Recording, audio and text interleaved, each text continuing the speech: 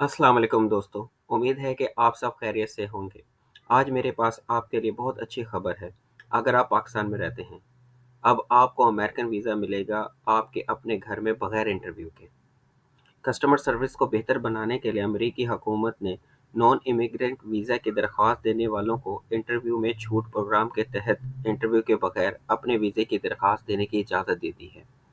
ये पहली बार दरख्वास्त देने वालों के लिए नहीं है, ये सिर्फ उन लोगों के लिए है जो अपने वीज़े की दरख्वास्त दे रहे हैं और वीज़ा रिन्यू करवा अगर रहे हैं। आप B1, B2, F, H1, H4, जे एकेडमिक और नॉन ब्लैंकेट एल वीज़े की रिन्यूअल के लिए अप्लाई कर रहे हैं, सबसे पहले अपनी प्रोफाइल बनाएं। लिंक मैं डिस्क्रिप्शन में दे दूंगा और अगर आपके पहले से प्रोफाइल बनी हुई है तो वहां पर लॉगिन हो और DS-160 फॉर्म मुकम्मल करने के बाद आपको वहाँ से कंफर्मेशन डॉक्यूमेंटेशन का फॉर्म मिल जाएगा। वो उसके 2 प्रिंट लेने हैं आपने और उसकी हिदायत के मुताबिक आपने उन डॉक्यूमेंट्स को और सारी चीज़ों को सबमिट करवाना है। DS-170 को कैसे फिल करना है मैं अगली वीडियो में आपको बता दूंगा। और अगर आप पहले से जानते हैं और आपने पहले फॉर्म फिल किया हुआ है तो आपको वहाँ पर सिर्फ जाके उसको रिट्रीव करना पड़ेगा और जो नेसेसरी डिटेल्स हैं वो सिर्फ चेंज करनी पड़ेंगी तो आपका काम हो जाएगा। सबसे पहले ज़रूरी है कि आप अगर इन शराइत पर पूरा उतरते हैं जो मैं आपको बताने जा रहा हूँ तो आपका इंटरव्यू माफ़ हो सकता है। नंबर 1, आप B1, B2, B1 या B2 का वीज़ा रिन्यूअल करवा रहे हैं और आप पाकिस्तान के सिटीज़न हैं, आपके पास पाकिस्तानी पासपोर्ट है। लास्ट टाइम जो वीज़ा आपको इशू हुआ था उसके ऊपर मल्टीपल की एंट्री हो जो कि मेंशन की जाती है M से। उसके अलावा अगर आपका वैलिड है वीज़ा अभी भी या 48 महीने हो गए हैं उसको एक्सपायर हुए, तब भी आप ये रिन्यूअल करवा सकते हैं।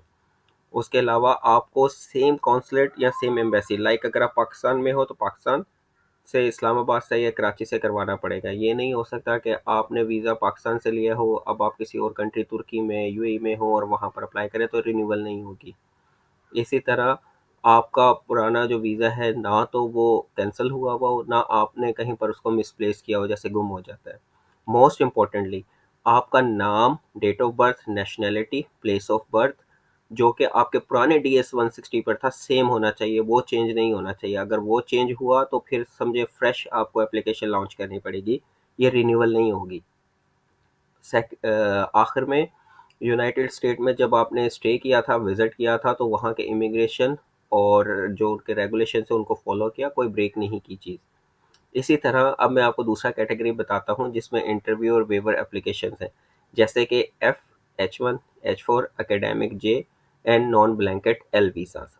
इसमें भी मेन जो पॉइंट्स हैं वो सारे सेम ही है कि US वीज़ा आपके पास होना चाहिए पहले का, लेकिन इसमें इन्होंने कहा है कि आपने 10 फिंगरप्रिंट्स यानी कि 10 उंगलियों के फिंगरप्रिंट्स दिए हुए हों ऑलरेडी, चाहे इस्लामाबाद एम्बेसी में या कराची एम्बेसी में, तो फिर आप अप्लाई कर सकते हैं ये रिन्यूअल के लिए।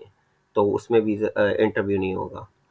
और उसके अलावा सेम वही है कि रिफ्यूज़ ना हुआ हुआ वो आपकी लास्ट एप्लीकेशन को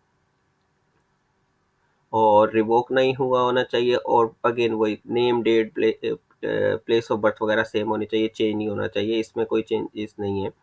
जो मेन पॉइंट्स हैं वो ये हैं कि if you had a previous F visa and am attending the same institution, यानी अगर आपके पास पहले भी एफ वीज़ा था और आप सेम कॉलेज यूनिवर्सिटी में जा रहे हैं और इंस्टीट्यूट में जा रहे हो तो आप ये वेवर अप्लाई कर सकते हैं। उसके अलावा अगर आप H1B प्रीवियसली लिया हुआ था आपने और जावा लिया हुआ था और आपके पास 212E वेवर है तो फिर भी आपके लिए ये है।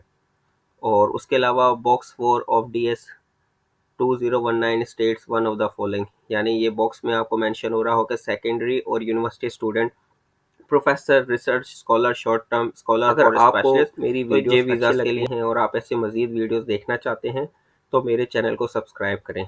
Thank you very much.